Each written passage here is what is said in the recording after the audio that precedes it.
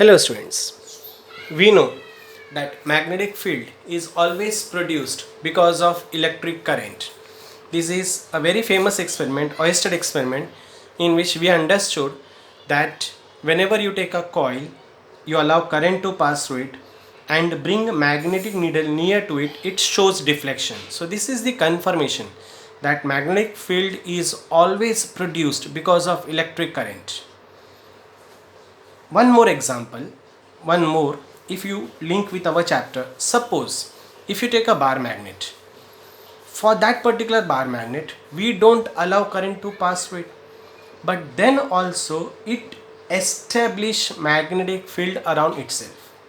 So what could be the reason? So if you try to think over it and search over the microscopic level, we understand that electron revolving around the nucleus is held responsible to give rise to a magnetic moment.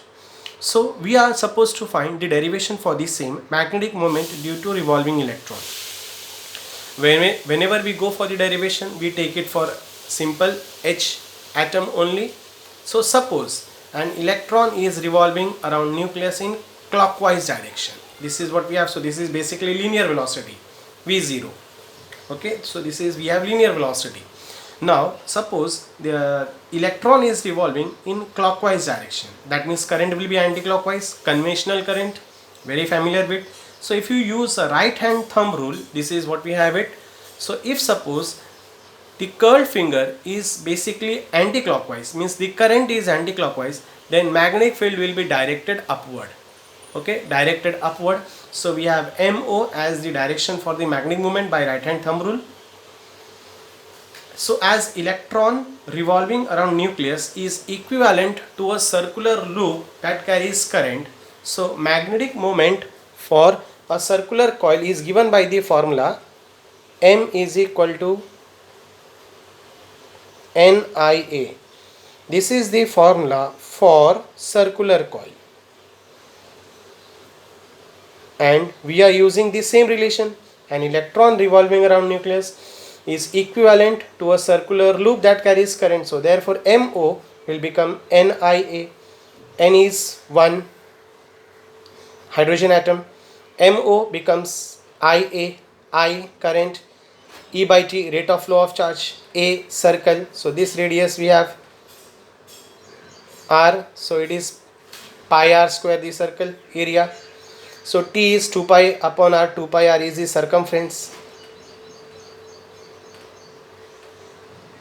upon V stand for velocity. So if you substitute your values, we have MO is equal to E upon T.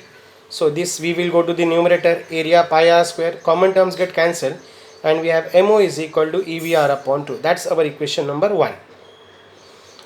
Now E is constant. The value of E is 1.6 into 10 raised to minus 19 coulomb. This is we are aware with.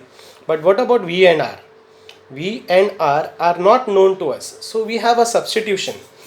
We understand that one more property, angular momentum, because electron is revolving around the nucleus, so it will possess angular momentum, and angular momentum has the formula mvr.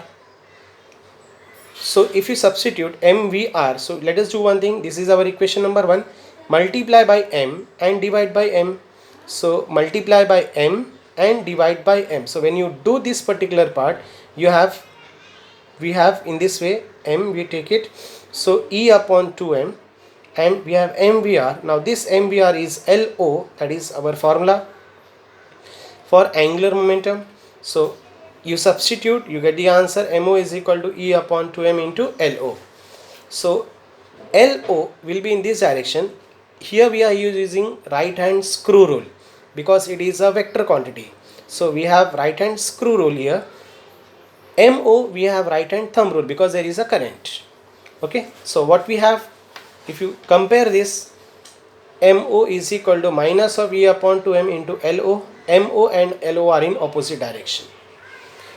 Now some additional point, LO is angular momentum, which can be directly calculated by using Bohr's postulate.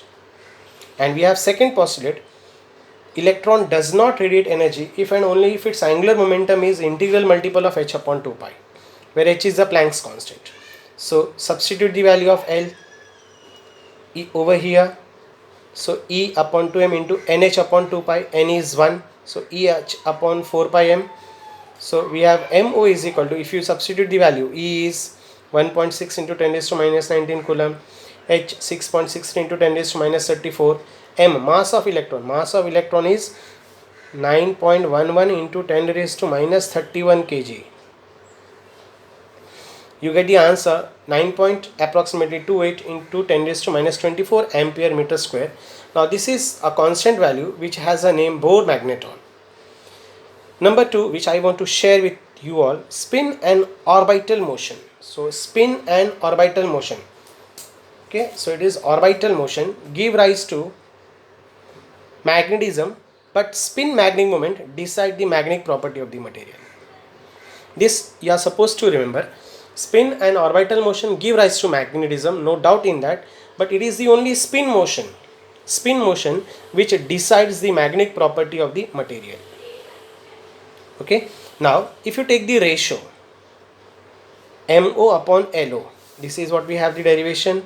So MO upon LO, so if you take magnitude, so MO upon LO is basically E upon 2m.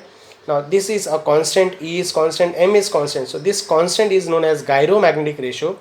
Basically it is defined as the ratio of orbital magnetic moment to angular momentum of revolving electron, and we have the value for this as 8.8 into 10 raised to 10 coulomb per kg.